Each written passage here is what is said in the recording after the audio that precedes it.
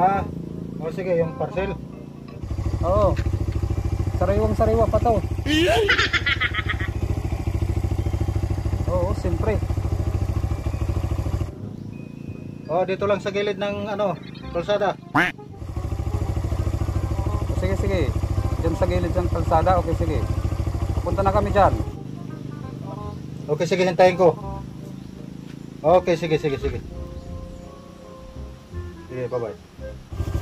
Sige, bye-bye.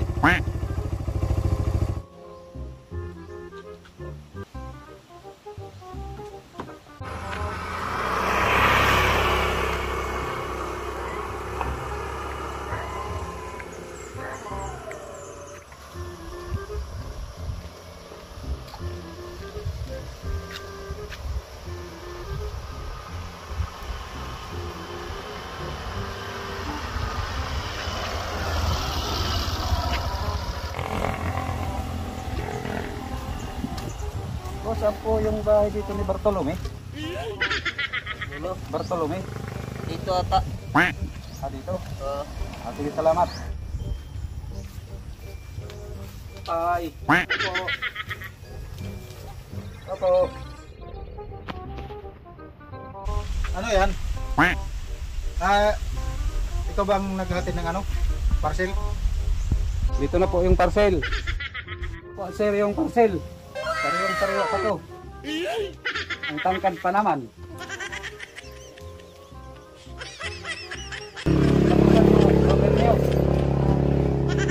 Ang tangkad pa naman. Sariwang-sariwa pa to. Hindi naman blande yung ino-order ko sa inyo. Ba't ganyan ang ano mo? Ate, Ito yung pinadala ng Shopee. sige. Pwede na yan. Tsatsagaan ko na rin yan. Sir, ang bayad. Mamaya na. Testing ko muna kung ano, hindi naman yan ang order ko eh. Try mo muna. Try ko muna. Sige.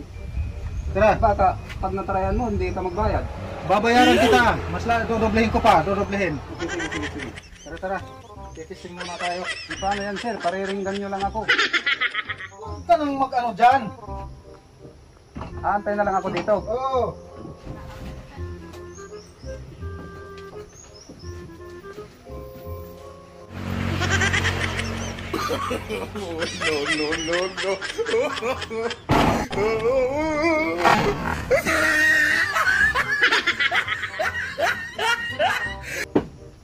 Sir, huwag mo namang ururahin.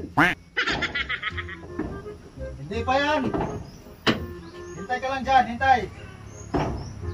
Baka hindi ka magbayad pag natapos ka na.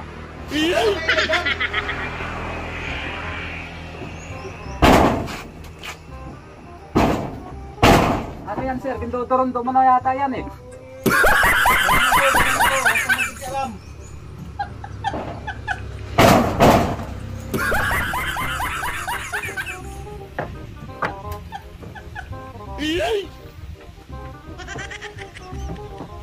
Okay, sir, ang bayad po.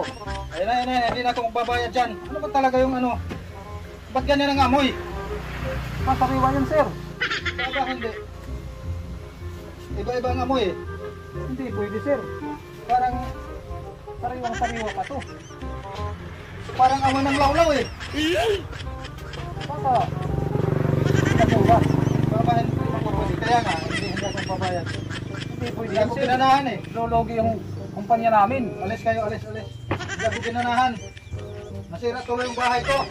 O tapos sasabihin mo, hindi ka ginanahan. Kaya nga, alis. Doon.